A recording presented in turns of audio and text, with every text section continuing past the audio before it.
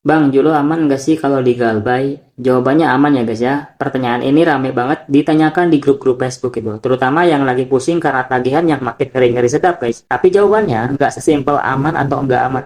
Jadi Julo itu pinjol yang memang legal ya. Artinya dia terdaftar dan diawasi oleh OJK. Tapi bukan berarti kalau Galbay di Julo itu bebas dari resikonya gitu. Jadi apa saja resikonya? Kalian wajib tahu agar kalian tidak salah langkah ya. Nah, di sini saya punya 5 poin penting untuk kalian pahami tentang Galbay di Julo gitu guys ya. Nah, yang pertama adalah Julo itu legal dan diawasi oleh OJK. Nah, Julo terdaftar resmi di OJK. Artinya mereka punya prosedur penagihan yang sesuai aturan gitu. Tidak boleh teror, ancam, atau bahkan sebarkan data pribadi kita.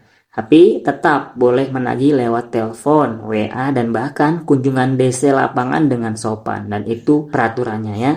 Jadi, kalau kalian galbay, jangan harap bakal diabaikan. Pasti akan tetap ditagih walaupun secara baik ya. Nah, yang kedua, apa yang terjadi kalau kalian galbay? Yang pasti akun kalian itu akan dibekukan. Kemudian nama masuk daftar blacklist di Slik OJK ya, itu udah pasti ya. Dan kemudian skor kredit rusak, susah kalau mau kredit motor itu susah gitu ya, KPR atau KTA di masa mendatang ya guys ya.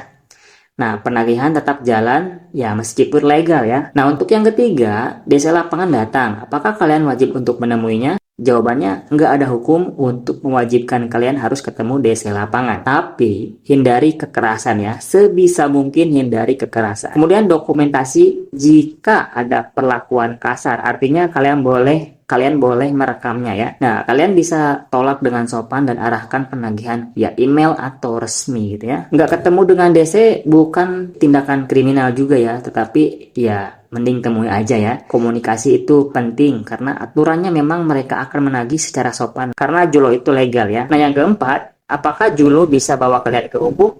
Secara umum, pinjol legal jarang bawa kasus ini ke pengadilan ya, karena mungkin biayanya terlalu besar dan proses panjang, karena fokus mereka adalah penagihan saja gitu, tidak ada aturan hukum secara perdata. Tapi bukan berarti nggak mungkin gitu. Apalagi kalau kalian ngambil dengan niat emang nggak mau bayar dari awal misalnya ya, dan itu bisa dianggap penipuan. Jadi tetap hati-hati ya. Kalau mau galbay karena niatnya mau nggak bener, siap-siap aja gitu ya, tanggung resikonya. Nah, yang kelima ini, aman nggak sih kalau di galbay ya aplikasi Julo ini? Kalau kalian tanya aman atau enggak, jawabannya aman guys. Aman kalau kalian siap untuk menanggung konsekuensinya gitu.